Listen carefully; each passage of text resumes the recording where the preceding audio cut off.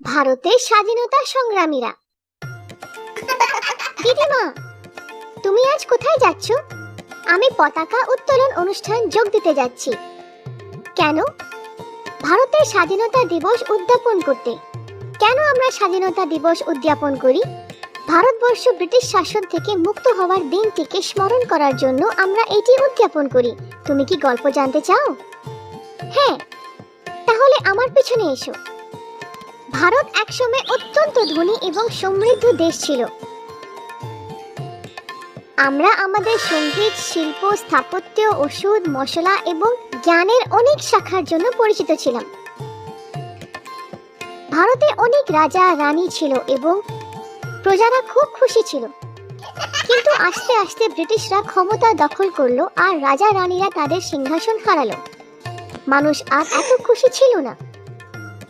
ব্রিটিশরা কি করলো দিদিমা? তাদের অনেক নিয়ম ছিল। ভারতের জনগণকে কোনো স্থান পরিদর্শন করা বা কিছু করতে দেওয়া হতো না। তাদের নিয়মের বিরুদ্ধে গেলে তাকে জেলে পাঠিয়ে দিত। সারা ভারত থেকে ছোট বড় তরুণ তরুণী লোকে বলল, যথেষ্ট হয়েছে, আমরা ভারতকে ব্রিটিশদের হাত থেকে মুক্ত করতে যাচ্ছি। এবং এভাবেই ভারতীয় স্বাধীনতা সংগ্রাম শুরু হয়। এমনকি তারা ব্রিটিশদের থেকে আড়ালে থাকার জন্য মধ্যরাতে গোপন বৈঠকও করেছিল। ইনি রানী লক্ষ্মীবাই। তিনি ছিলেন ঝাঁসির রানী। তিনি নিজেকে একজন পুরুষ হিসাবে দেখতেন এবং একটি সম্পূর্ণ সেনাবাহিনীর নেতৃত্ব করতেন। সে জানতেন কিভাবে ঘোড়ায় চড়তে হয় এবং কিভাবে তলোয়ার নিয়ে যুদ্ধ করতে হয়। শু শু। এইটা কে দিদিমা? ইনি মঙ্গল পান্ডে। তিনি প্রথম ভারতীয় সৈনিক যিনি ব্রিটিশদের বিরুদ্ধে রুখে দাঁড়িয়েছিলেন। এইটি 1857 সালে প্রথম স্বাধীনতা যুদ্ধ শুরু করেন। ইনি রংময়ী নাগা উপজাতির রানী গাইডিনলিউ। তিনি যখন মাত্র 16 বছর বয়স, তার লোকেদের জন্য দাঁড়িয়েছিলেন।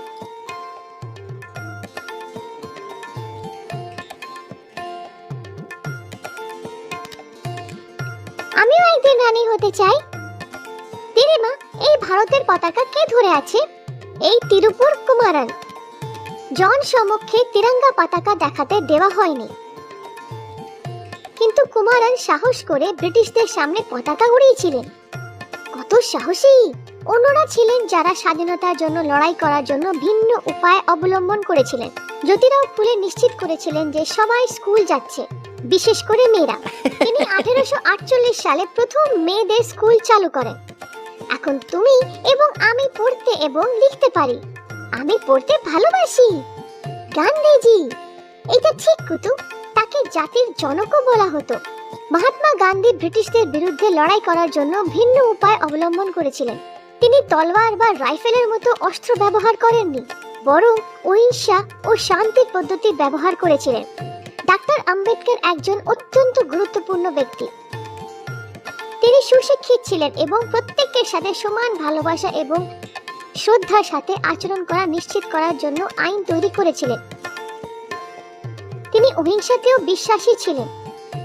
এই ব্যক্তিকে, তাকে দেখে মনে হচ্ছে সেনা অফিসার। ইনি সুভাষ চন্দ্র বসু। তাকে আমরা নেতাজি বলে ডাকি। তিনি দৃঢ়ভাবে বিশ্বাস করতেন যে ভারতীয়রা নিজেদের শাসন করতে সক্ষম। তার কথা বলার ধরন ছিল জাদুকরী। যে কেউ ওনার কথা শুনতো, সে ভারতের স্বাধীনতার জন্য লড়াই করতে চাইতো। সিঙ্গাপুর থেকে পুরো পথ তিনি ইন্ডিয়ান ন্যাশনাল আর্মির নেতৃত্ব দিয়েছিলেন। এমনকি এইটিতে ঝাঁসি রেজিমেন্টে রানী নামে একটি মহিলা ইউনিটও ছিল। এটা কি? আমরাও নেতাজি সেনাবাহিনীতে। আমরা আপনার সাথে আসব। কি উত্তেজনাকর! চলো চলো মেজর কি এবং ক্যাপ্টেন কুতুব। वंदे